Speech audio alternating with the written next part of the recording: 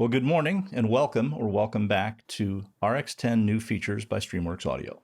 Now, my name's Walt, and for the next hour or so, we're going to take a look at what's new in RX10. And there are two headlines here. The first is, of course, what it does. The bigger headline is how it does it, and specifically the use of neural networks and machine learning, which is, of course, the core of artificial intelligence. And I'll just point out this is August 29th. You'll either get that or you won't.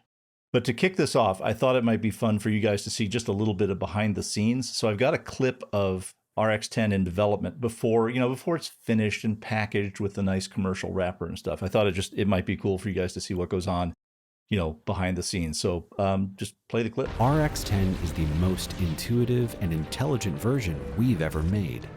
I'm kidding. That's not actually the development of RX10. It's the beta for RX11. On the plus side, if this AI ever does go rogue, the worst it's likely to do is kick in the door of your studio and then fix your vocals. Okay, let's shift gears and take a look at what we're going to take a look at.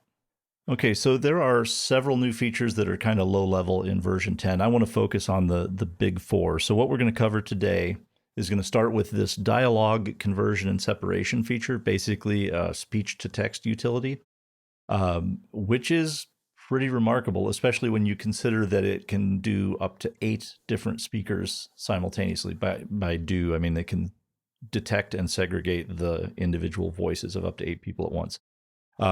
There's an asterisk on that capability, but we'll look at that here in the first module. And then we'll look at the new spectral recovery tool. And between spectral recovery and spectral repair, there is an aspect to RX that's becoming almost like a version of Wavelab. It's like Wavelab without the podcasting.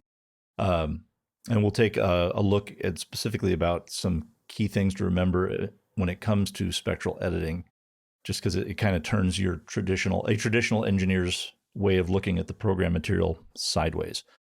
Then we have an adaptive dehum, which I'll be completely honest with you, this one was actually hard to come up with a demonstration piece because the whole idea is in adaptive mode, it can pick up interference in the background, which is changing pitch. I mean, we've all had to go in and wipe out a 6th cycle, or in Europe, a 5th cycle hum, amp noise and so forth. But this would be more like, I don't know, an accelerating truck or an air conditioner that's winding down. It can listen for the hum, and then it will intelligently chase that signal down through the program material. So we'll take a look at that. And then probably the biggest of the new AI aspects of this is the repair assistant, and this is more of an intelligent interface for existing tech, but we'll look at that in the last chapter as well, and all the stuff that it can do, and it does it extremely well. So